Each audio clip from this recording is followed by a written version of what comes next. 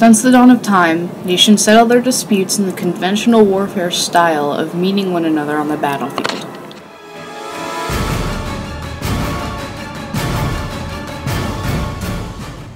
This conventional style remained prominent up into the 20th century, even into World War I and World War II. World War I, a war that was much alike its predecessors in the sense of warfare and tactics, marked the beginning of a change as new styles of weapons were developed and the Soviet Union came into being. In the beginning, World War I was fought in the conventional warfare style, which gave little regard to the advancements in weaponry.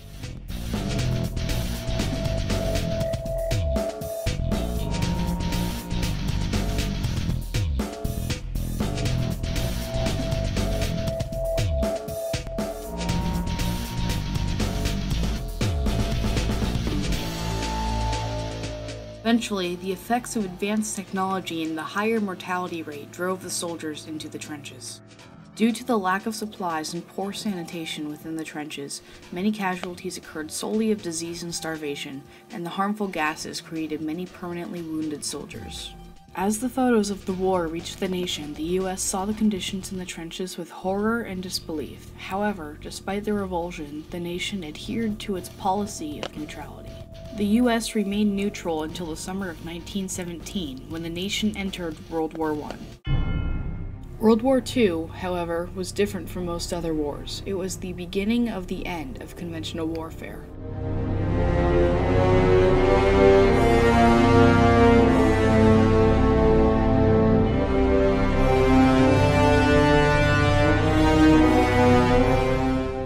The U.S. successfully detonated its first atomic bomb in the last year of World War II. Quickly, the nation realized the power that it had been given.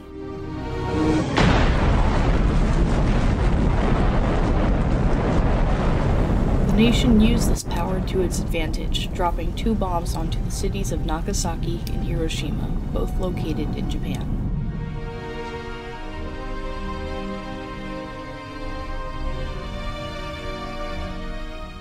Quickly, Stalin issued for the creation of an atomic bomb, willing to offer large sums of government money.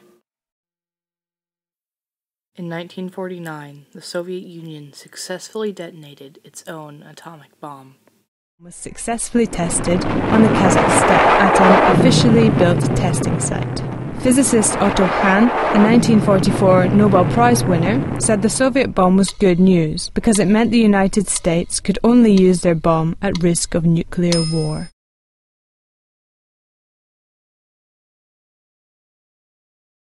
The beginning of a new era was here.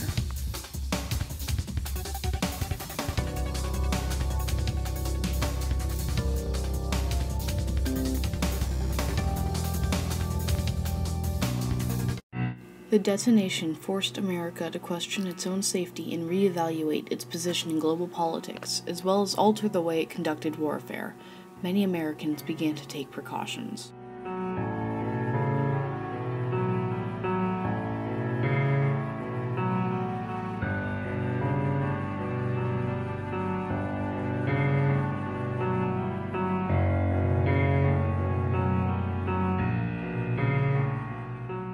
It would be fear of retaliation and destruction that would keep the U.S. from engaging nations with nuclear weapons directly.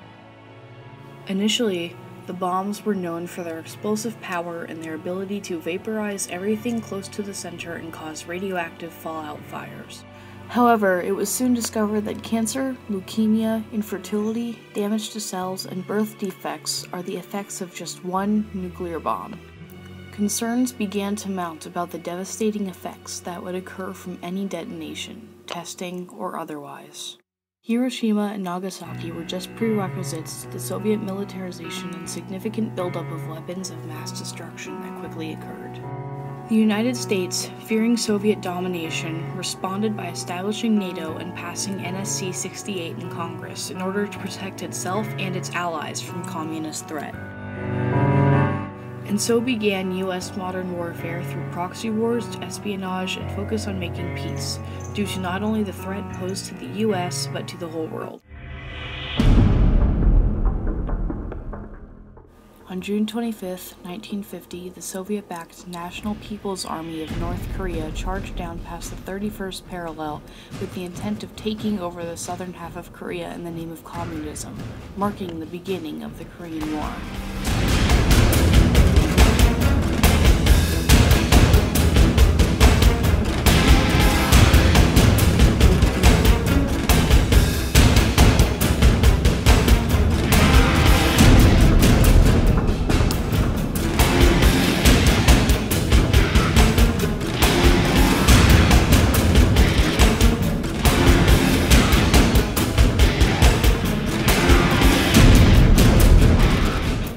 The U.S. and her citizens saw the conflict as a war against communism itself.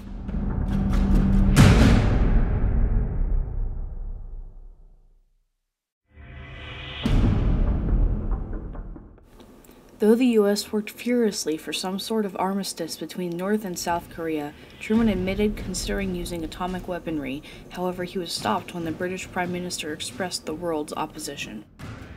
From the very beginning, no one was sure whether atomic weaponry would serve its purpose as a decisive weapon against peasant armies.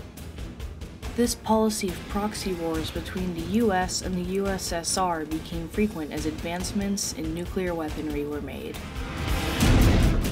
8 years later, the US turned to using espionage in an attempt to rid its neighbor, Cuba, of communism.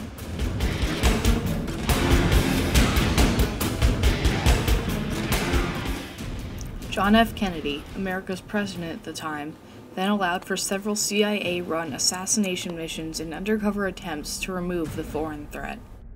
The Soviet Union sought to protect its fellow communist country and sent missiles over to the island.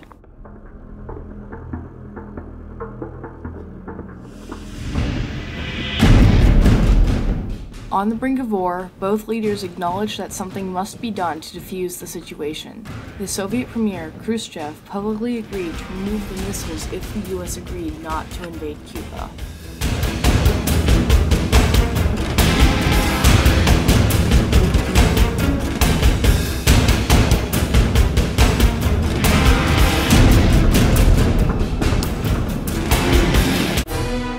With this pattern of using policies to prevent any possible nuclear conflict established, several new acts and negotiations followed suit.